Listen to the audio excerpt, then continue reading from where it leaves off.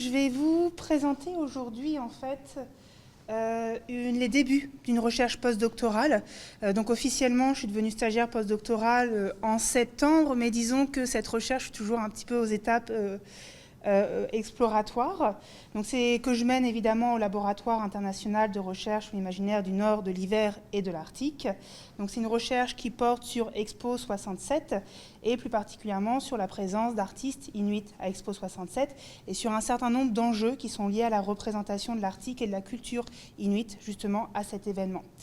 Donc l'événement en tant que tel, il s'agit de l'exposition universelle et internationale Montréal 1967, c'est son titre complet. Je vais dire Expo 67 à partir de maintenant. Donc c'est un événement hautement symbolique. Il a eu lieu donc du 28 avril au 27 octobre 1967. Il a réuni pratiquement 50 millions de visiteurs et de visiteuses. Donc c'était une grande exposition internationale qui a réuni plusieurs pavillons. Il y avait le pavillon du Canada, il y avait plusieurs autres provinces en fait qui ont eu leur propre pavillon. Il y avait évidemment les pays étrangers et un certain nombre de partenaires privés et un certain nombre de pavillons thématiques, donc la thématique étant Terre des hommes, Man and His World. Donc c'est un événement qui occupe une place particulière dans l'histoire culturelle et politique contemporaine québécoise, un peu ambivalente. J'ai déjà trouvé, on la qualifie un petit peu de à moitié oubliée, à moitié mythifiée, dans le sens que quand je dis que je travaille sur Expo 67, tout le monde sait de quoi je parle, en tout cas les Québécois, mais il y a encore en fait énormément d'incompréhension et de choses à comprendre un petit peu sur la place exacte qu'elle a eu lieu. Elle a fédéré en fait un nouvel intérêt en 2017 pour son cinquantenaire. Donc il y a eu par exemple plusieurs expositions qui ont été organisées à l'occasion, qui sont revenues sur cet événement. Et surtout, en fait, quelque chose qui a beaucoup intéressé dernièrement les chercheurs, c'est le pavillon des Indiens. Donc à ce moment-là, le Conseil national des Indiens venait tout juste d'être créé. On commençait vraiment à avoir la fédération à l'échelle nationale des Premières Nations. Donc c'est un pavillon qui est maintenant reconnu un peu comme étant assez crucial dans le processus d'auto-représentation et de reprise de contrôle de la représentation par les Premières Nations. Donc un pavillon qui se montrait très critique des relations entre gouvernement et autochtones à l'époque, tout en valorisant aussi plusieurs artistes autochtones qui sont devenus très connus par la suite, comme par exemple Norval Morisseau ou Alex Janvier.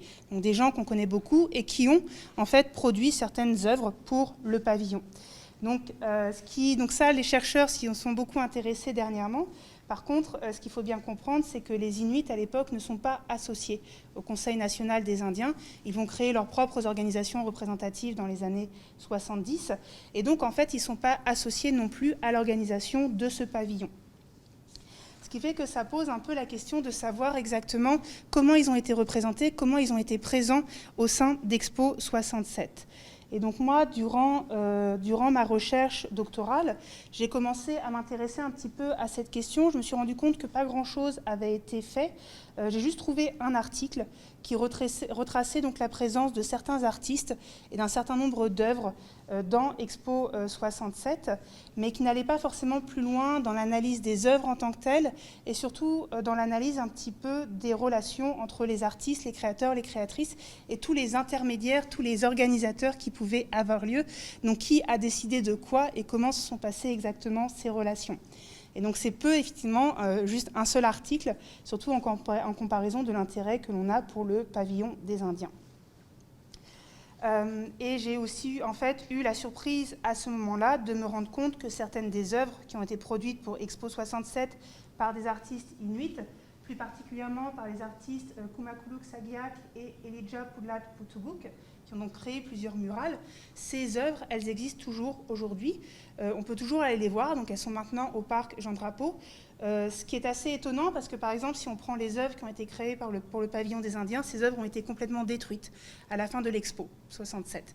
Mais par contre ces murales-là, elles ont été détruites ou elles ont disparu, on ne sait pas trop, mais comme pour beaucoup d'œuvres en fait, qui ont été produites pour Expo 67, on ne sait pas exactement ce qui s'est passé à la fin. Mais en tout cas ces murales existent toujours et pourtant en fait elles sont assez peu connues, ne serait-ce qu'à Montréal et encore plus à l'échelle du Québec, alors que je vais y revenir dessus, ce sont des œuvres en fait, qui sont assez impressionnantes en termes de taille et en termes de thématiques qui sont adressées. Donc mes premières questions, un petit peu, quand j'ai commencé à réfléchir ce projet, c'est déjà essayer de faire un petit peu l'inventaire des œuvres et des artistes qui étaient présents à Expo 67, essayer de comprendre comment la culture inuite ou même l'image du Nord, l'imaginaire du Nord a été inclus dans Expo 67. Et donc je me suis rapidement rendu compte, évidemment, que c'était vraiment une intégration un petit peu dans un récit national canadien. Je vais vous expliquer un peu pourquoi.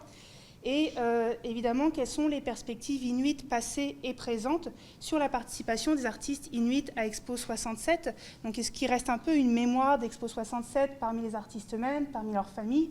Ces œuvres-là, quels sont leurs rôles pour les Inuits, ou quel pourrait être leur potentiel aussi, si jamais en fait elles ont été un petit peu oubliées? Quels sont peut-être le potentiel de restitution ou de rapatriement d'une certaine façon de ces œuvres auprès des communautés? Voilà, donc certaines des questions qui ont émergé. Évidemment, je suis loin d'avoir répondu à tout là, mais c'est comme pour le moment là où j'en suis. Et donc j'ai commencé en me posant la question de quelles étaient les œuvres, quels étaient les objets qui ont été créés par des Inuits, qui ont été amenés jusqu'à Expo 67. Il n'y a pas de liste exhaustive qui existe ou que j'ai pu reconstituer en fait avec certitude. Je suis allée voir un petit peu dans plusieurs fonds d'archives, donc à Bibliothèque et Archives Canada, directement auprès du parc Jean Drapeau et au musée McCord. Donc j'ai quelques idées qu'on pouvait retrouver des œuvres donc, dans le pavillon canadien. On pouvait retrouver aussi des œuvres dans un pavillon thématique qui s'appelait « L'homme interroge l'univers », avec une section qui était consacrée aux régions polaires. Et il y avait quelques œuvres qui étaient dans Habitat 67. Donc pour ceux qui sont à Montréal, vous connaissez sûrement Habitat 67. Hein, il est toujours là. Et il y avait un certain nombre, par exemple, de textiles de Cape Dorset. J'aurais bien voulu retrouver exactement quel textile était exposé. Pour le moment, je n'y suis pas arrivée. Mais j'espère bien un jour tomber sur le document magique qui me permettra d'avoir une liste complète, de préférence avec les noms, les artistes et là où sont passées les œuvres ensuite. Et donc au final, en fait, je pense, là où j'en suis maintenant, c'est je pense vraiment me consacrer justement sur le pavillon canadien. D'une part parce qu'en fait, les œuvres sont toujours là, elles sont toujours présentes, et on sait quels artistes en fait ont participé à ce pavillon. Donc le pavillon canadien, vous l'avez ici. Donc dans ce pavillon, en fait, ce qui est intéressant d'une première part, c'est que les organisateurs vont commencer en s'appropriant un certain nombre de symboles culturels inuits, dont la langue, et ils vont vraiment mettre en scène le Canada comme étant une nation nordique. Et donc, ça va se faire de manière assez ambivalente, justement, par rapport aux populations inuites. Donc, par exemple, ils vont appeler leur pavillon le Katimavik. Donc, le Katimavik, c'est le lieu de rassemblement. Quand on regarde dans les archives un petit peu qui essayent et qu'on retrouve certaines mentions de comment ce nom a été choisi, ça s'est fait un petit peu par défaut. Donc il y avait l'idée de vouloir avoir un nom qui ressemblait, qui rappelait l'idée de forum, l'idée de rassemblement. On a commencé à penser à des noms qui étaient en grec, à des noms qui étaient en latin. Au bout d'un moment, quelqu'un a proposé un nom justement en inuktitut, je ne sais pas exactement qui, mais en fait au final la raison pour laquelle on a choisi ce nom, c'est parce qu'il se prononce très facilement à la fois en anglais et en français. Et ça permettait aussi en fait de ne choisir ni l'anglais ni le français pour le nom du pavillon.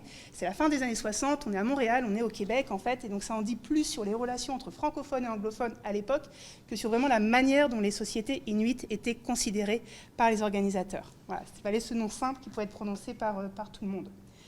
Dans le pavillon en tant que tel, on va avoir en fait surtout un focus sur les technologies cinématographiques, donc on va avoir un grand cinéma rotatif qui va être installé.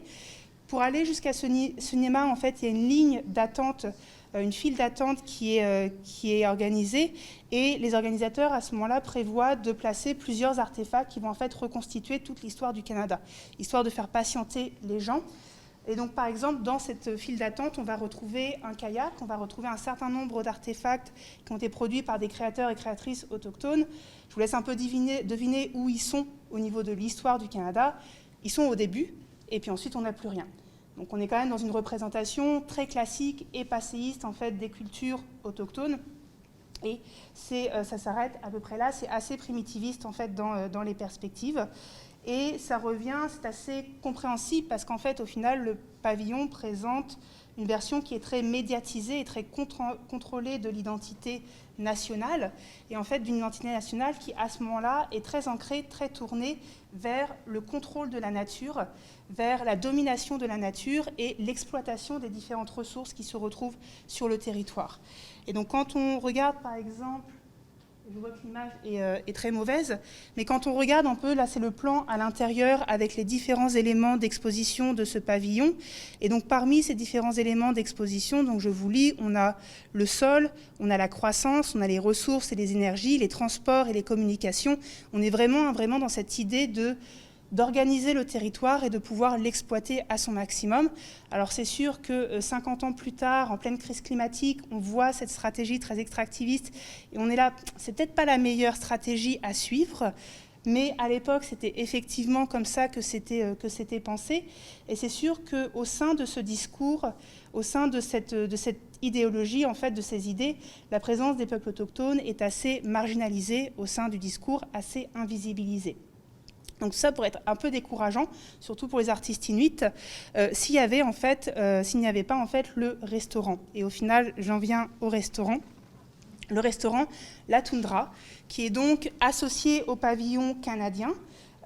Donc les différents acteurs en fait qui vont avoir un rôle à jouer dans l'organisation et de ce restaurant, c'est donc le Canadian Government Participation Group qui s'occupe de l'ensemble du pavillon. Ils vont engager comme designer Rudy Kovac, qui est à Montréal. Ils vont ensuite s'adresser au département des affaires indiennes et du développement du Nord, et surtout aux Canadian Arctic Producers. Les Canadian Arctic Producers, ils sont fondés en 1965. Ça devient un petit peu la branche commerciale en fait des coopératives. Et l'une de leurs directrices, la première directrice à l'époque, en fait, c'est Alma Houston, qui est l'épouse de James Houston.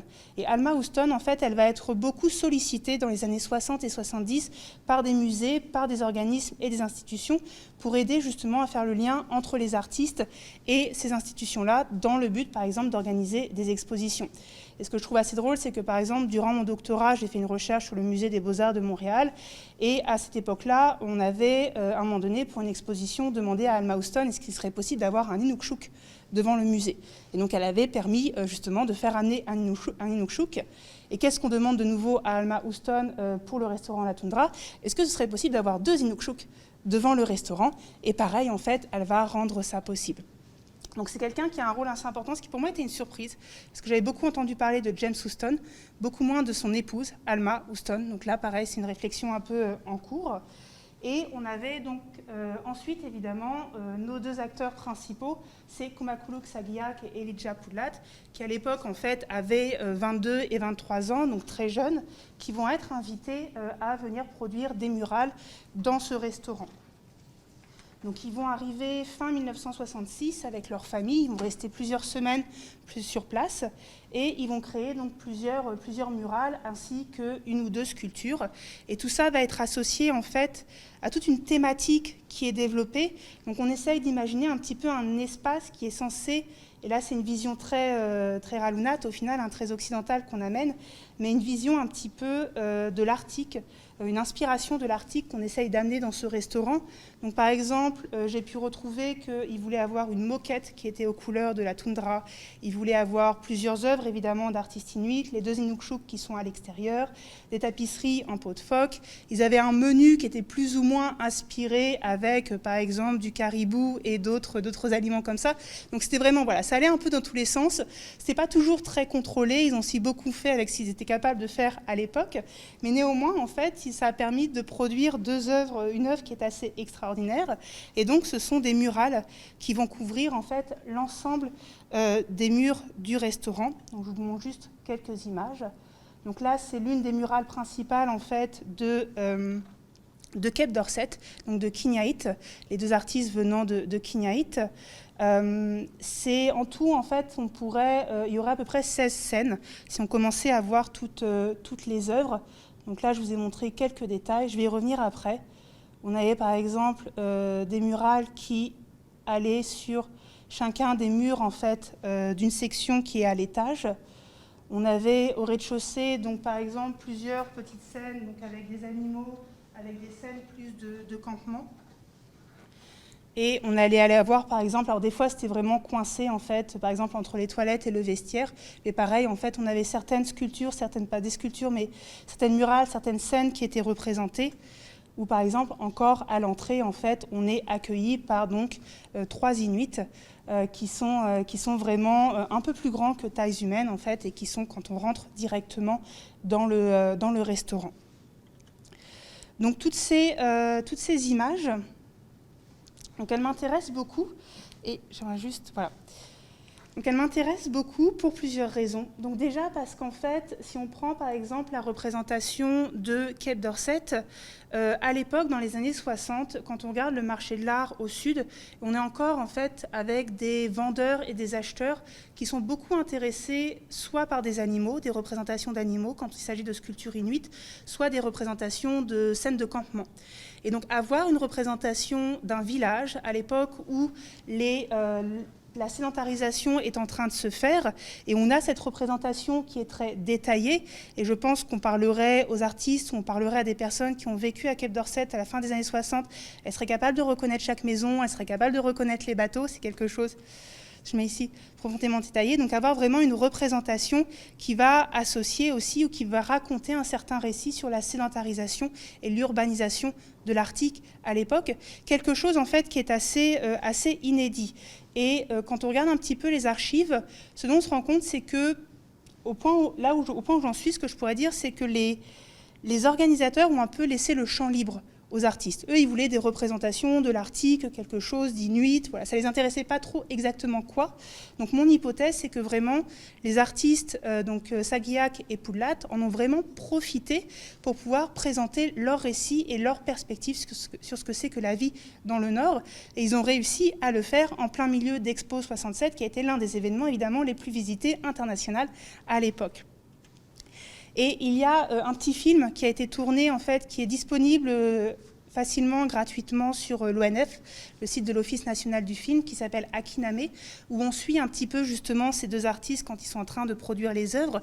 Et donc j'aime beaucoup en fait cette citation donc, de Poulat qui nous dit donc « The pictures we've cared will tell them a story. How we live in Unati in the north today with skidoos and houses and airplanes, and how the Inuit, how people used to live the hunting life of the old days. » Et donc on voit avec effectivement la représentation de Cape Dorset quelque chose qui leur est très contemporain, mais aussi effectivement le désir de représenter d'autres scènes, donc des scènes qui représentent peut-être plus ce que leurs ancêtres faisaient ou ce que même font une fois qu'ils sortent de Cape Dorset à différentes saisons.